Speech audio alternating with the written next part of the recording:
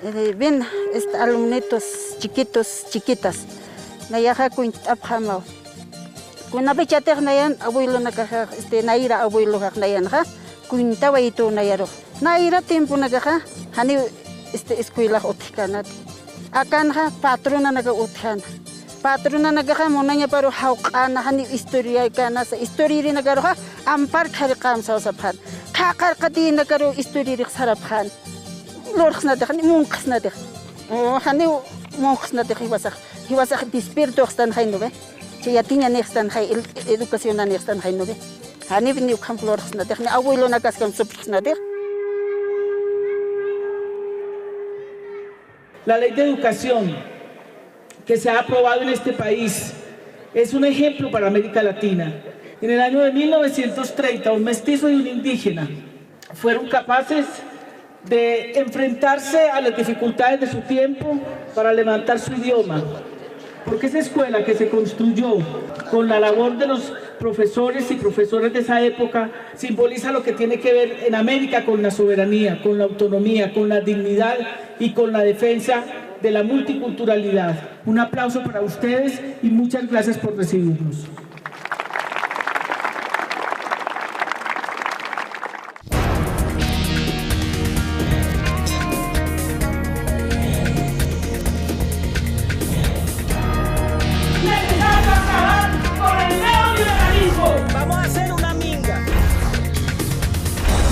Soy Piedad Córdoba, activista de derechos humanos, y a donde quiera que vaya voy siempre en busca de una causa justa.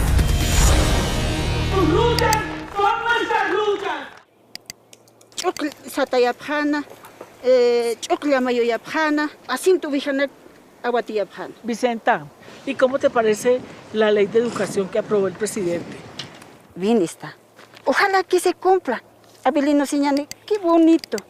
Toda comunidad es ayudarnos nosotros, trabajaremos nosotros. Aines, tiene que, chakra tiene que hacer, producto tiene que haberse, el telar hay que tejerse, ayudando los mismos alumnos, los maestros, las mamás, los papás, los amigos. Ese es Abelino Siñani, proceso de cambio. Por eso estamos luchando, comunidad, las mujeres enseñando poco, y hasta ahora sí estoy luchando, hermano.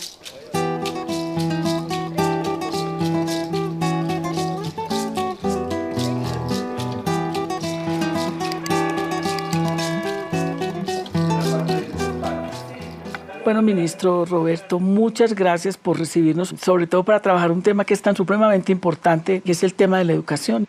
Bueno, Piedad, un gran saludo a usted, a todo el equipo y un abrazo a todos los hermanos y hermanas latinoamericanas. El tema más fuerte ha sido innegablemente el de lograr consensos en el tema de la ley educativa 70, Abelino Siñani y Lizardo Pérez, para los hermanos latinoamericanos. Abelino Siñani fue un comunario que también se vinculó al ámbito de la educación en Huarizata, en donde se funda la Escuela Indigenal Boliviana en la década de los 30, ya por 1931.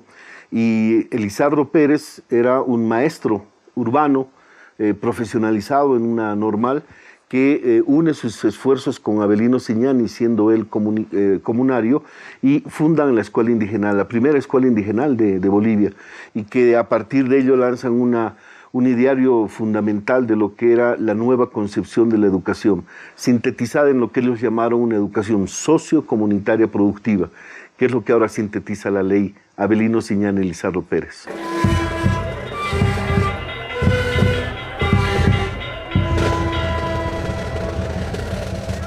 Este lugar es histórico, en primer lugar, porque Lizardo Pérez lo había fundado en 1931, sobre todo porque para entonces no había educación para el indio, no había escuela, no podían aprender a leer y escribir los niños campesinos, era prohibido para ellos. Pero que a partir de esa época cambia la historia con las primeras escuelas indigenales que se siembran en Bolivia.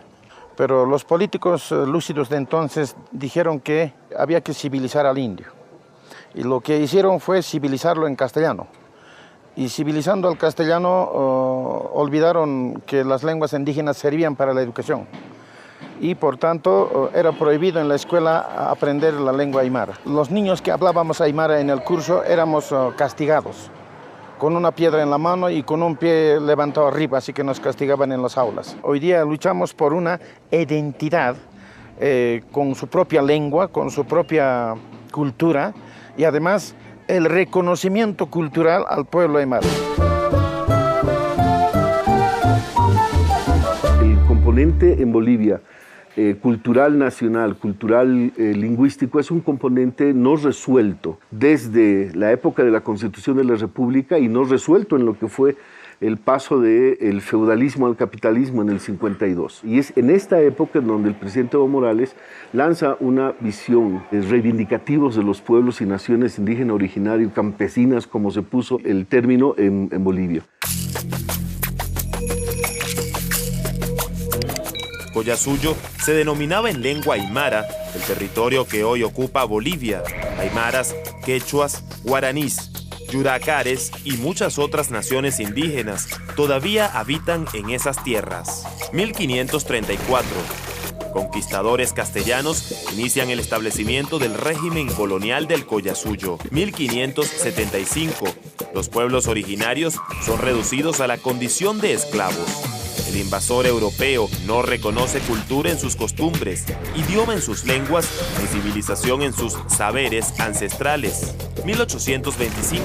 El venezolano Antonio José de Sucre gana la independencia del Alto Perú. La naciente nación se llamaría Bolivia en honor al libertador Simón Bolívar. La independencia no supuso una mejoría para los pueblos originarios de Bolivia. Aunque se les reconoció su condición de bolivianos, en diversos artículos de la nueva Constitución Política se les discriminaba y excluía del proyecto nacional. Artículo 6. La religión católica apostólica romana es de la República, con exclusión de todo otro culto público. Artículo 14. Disponía que para ser considerados como ciudadanos era condición saber leer y escribir, el castellano, por supuesto, requisito que no cumplían la inmensa mayoría de indígenas. Entre 1825 y 1826, Simón Rodríguez es nombrado por Bolívar como director de enseñanza pública de ciencias físicas, matemáticas y de artes, según palabras del propio Rodríguez. Mi gran proyecto consistía en poner en práctica un plan bastante meditado que estriba en colonizar la América con sus propios habitantes, para evitar lo que temo acontezca un día, que la invasión repentina de inmigrantes europeos más inteligentes que nuestro pueblo actual venga a avasallarlo de nuevo y a tiranizarlo de un modo más cruel que el del antiguo sistema español.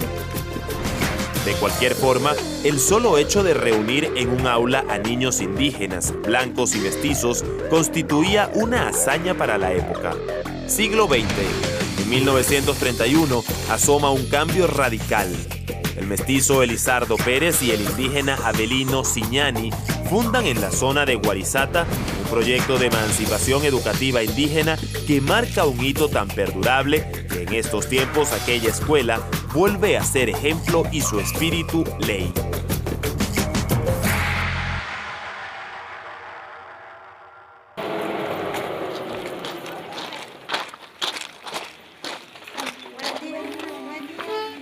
¿Cuántos deditos tiene, ve? 5. ¿No ve? Dedos tiene 5. Y subimos y doblamos de ladito. Ahí. Por los pies, ¿no ve? A mí me ha gustado de ser maestra y estoy por rescatar con mis niños y niñas los valores, costumbres ancestrales de nuestros abuelos antepasados. Bueno, es importante aprender la lengua aymara para poder ubicarme con los niños. Por decir, nosotros somos profesores y yo podría decir una de mis metas es trabajar en una unidad educativa que no sea en la ciudad, que no sea en un pueblo, sino que sea en el campo.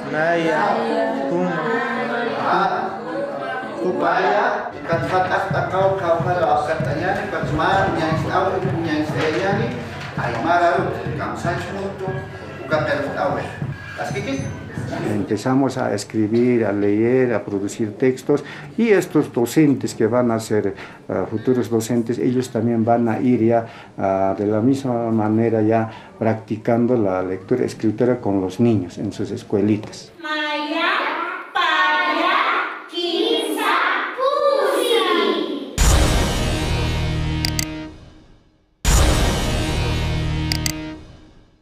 ¿Cómo ha sido todo ese proceso de antes de lo que es el Estado plurinacional y ahora la educación en un Estado plurinacional? La Asamblea Constituyente centró el debate en el tema nacional, en el tema de las nacionalidades y a partir de ello en el tema de la diversidad. El caso más concreto es el tema de la currícula, que es lo que estamos construyendo ahora para el respeto a una currícula boliviana, que sea unificadora y respetuosa del Estado unitario y de nuestra patria, pero al mismo tiempo una currícula que recupere el componente propio de cada pueblo y nación y que le permita proyectarse con orgullo a lo que siente que es suyo.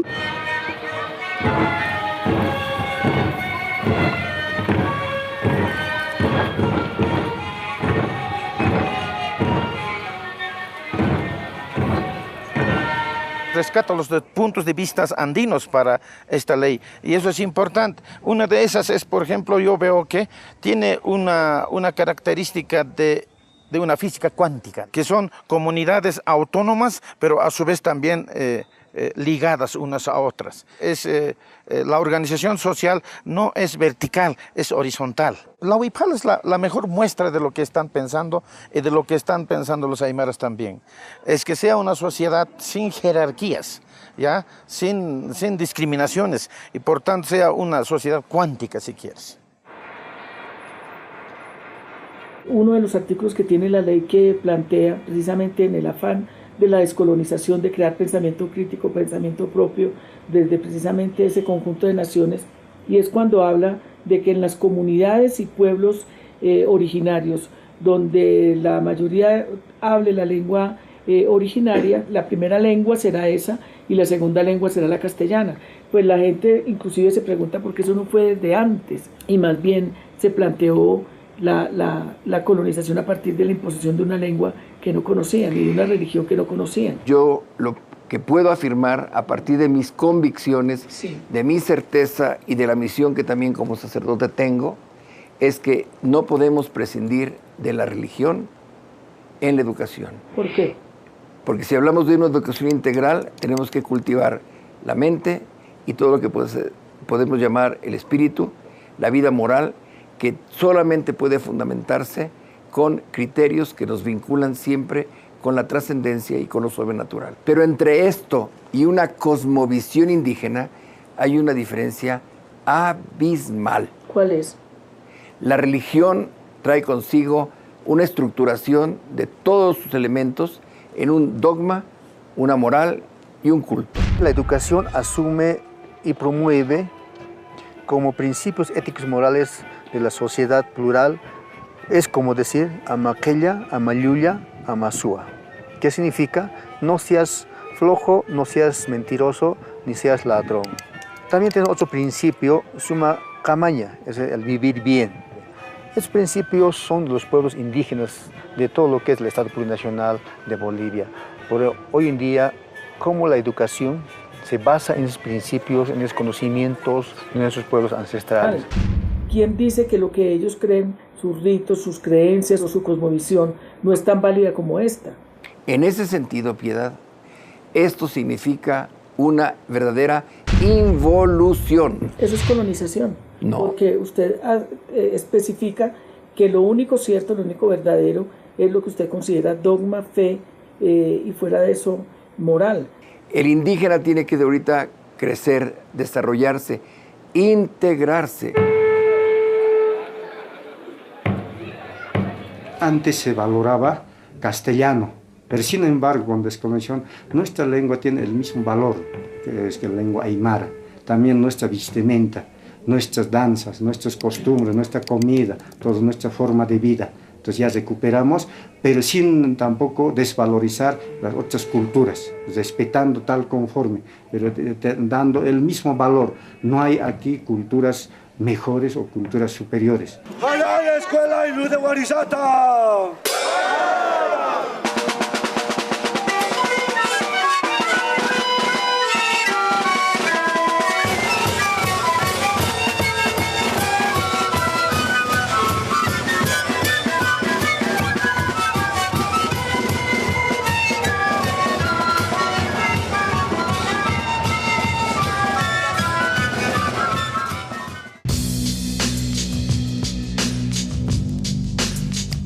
1920. Se desarrollan escuelas indigenales en las zonas rurales, pero el sinónimo de civilización continuaba siendo la lectura y escritura del castellano. 1930. La Escuela Profesional de Indígenas de Warisata produjo una verdadera revolución en el campo pedagógico. Restauró el antiguo Parlamento Amauta, donde el indígena recupera su derecho a hablar, pensar y forjar su destino. 1940. La escuela comunitaria de Warisata, rodeada y presionada por las élites que querían una educación castellana y homogénea, funcionó hasta los comienzos de esta década.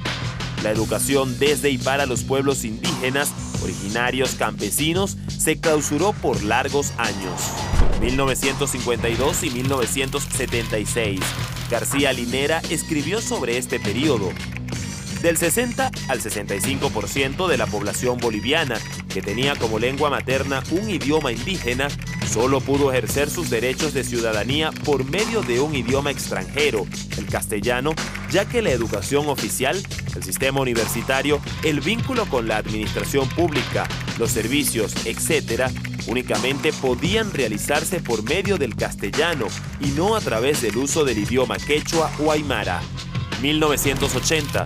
Las organizaciones indígenas originarias campesinas de Bolivia demandan activamente una educación que respete la diversidad cultural y lingüística del país.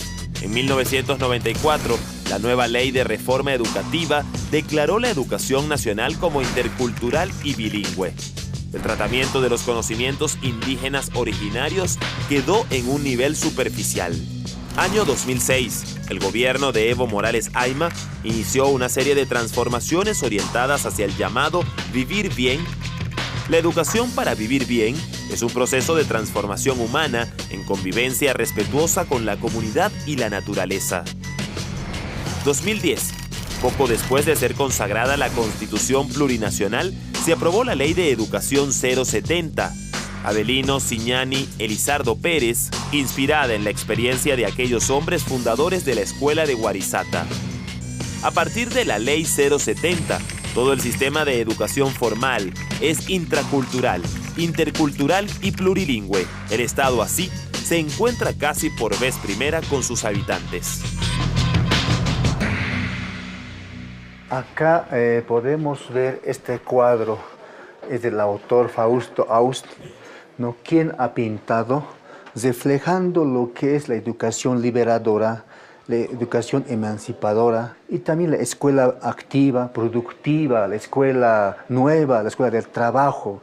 Observamos personas que están haciendo un labor específico de una manera conjunta, lo que es la nueva ley de educación sociocomunitario productivo.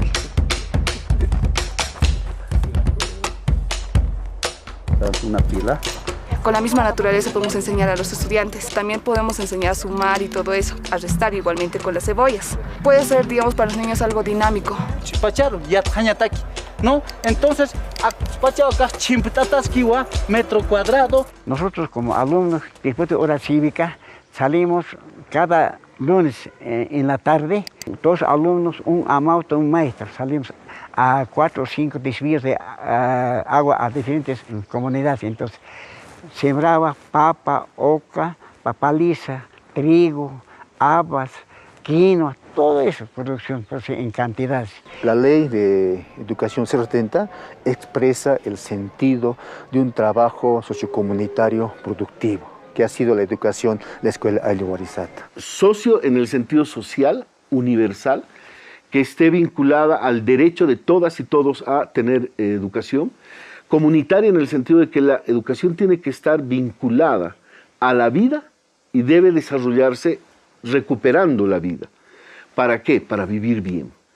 Este componente está ligado al productivo en el doble sentido.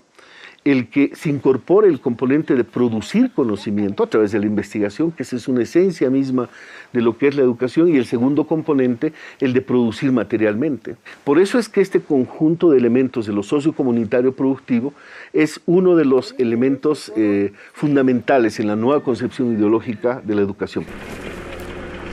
Estamos haciendo diferentes actividades y todo el proceso por el que pasa, ¿cómo se podría decir? El chuño.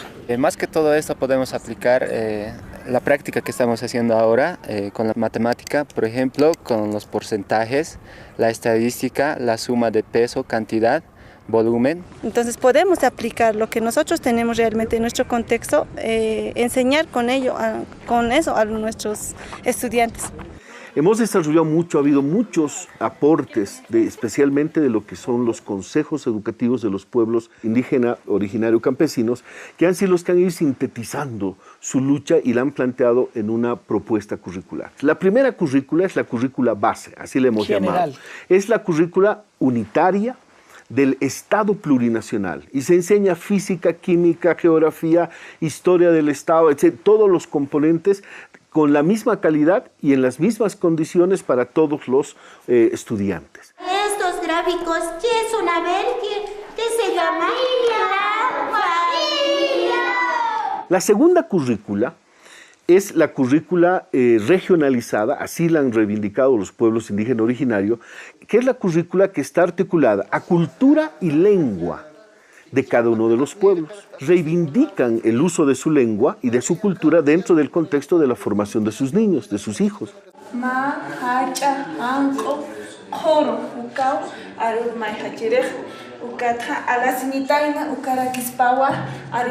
La tercera currícula es la currícula diversificada. Es la currícula que permite al padre, a la madre, a la comunidad educativa incorporar los componentes muy particulares y de deseo propio de cada uno de ellos dentro del contexto de la formación de sus niños.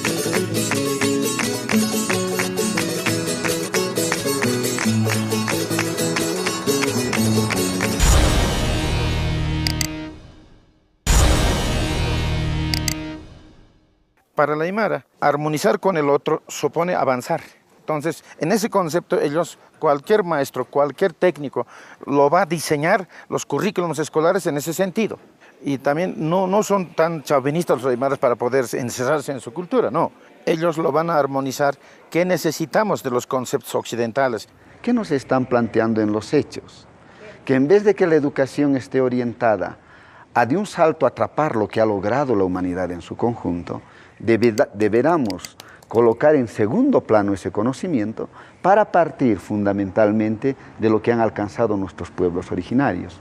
Nosotros creemos que eso es un retroceso. Y no sería al contrario, más bien a partir de ese conocimiento universal de los avances de la humanidad en concreto, también aportar los saberes y conocimientos ancestrales, originarios, que también son saberes y también son conocimientos. Nosotros justamente criticamos eso. Nosotros rescatamos nuestros conocimientos y muchos de estos conocimientos indígenas aymaras están siendo valorados en el mundo. Un ejemplo, ecología.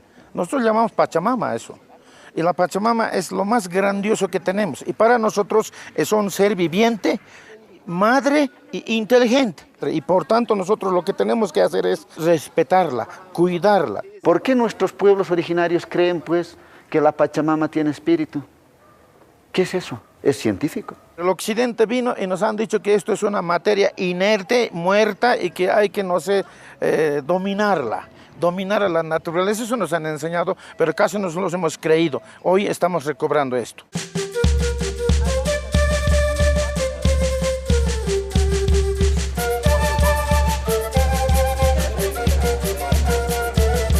En la elaboración de la ley queda plasmado dos verbos rectores o varios que son muy importantes, entre ellos descolonizar, despatriarcalizar. El componente de la descolonización es romper con todas las formas de exclusión, de jerarquización, de reproducción de las formas dominantes en la escuela.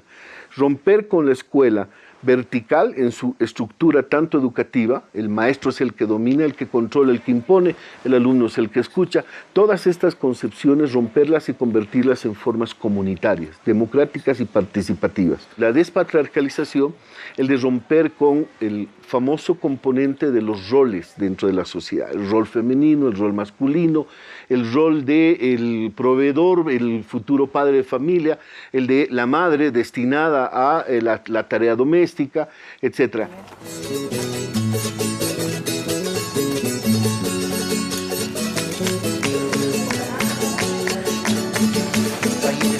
La forma de vivir mejor de la Aymara es vivir mejor con el otro. De ahí viene la reciprocidad, ¿ya? Y es el fundamento de lo comunitario. Estamos diciendo que el otro importa para que yo viva. O sea, si no hay el otro, no existimos. El presidente Evo Morales ha cerrado todo este tema de la discusión sobre currícula, sobre todo este tema, una frase que me pareció fascinante. En la época de la colonia, nos decían los españoles que los indios no teníamos alma. Ahora hay sectores de la derecha, sectores trotskistas que nos dicen que los indios no tenemos saberes, conocimientos y no tenemos ciencia. Por eso, la base para el presidente Evo Morales es, sobre el respeto a la diversidad, construir una nueva educación. Vivir bien. Vivir bien. Gracias, ministro. Muchas gracias. Y felicitaciones. Gracias.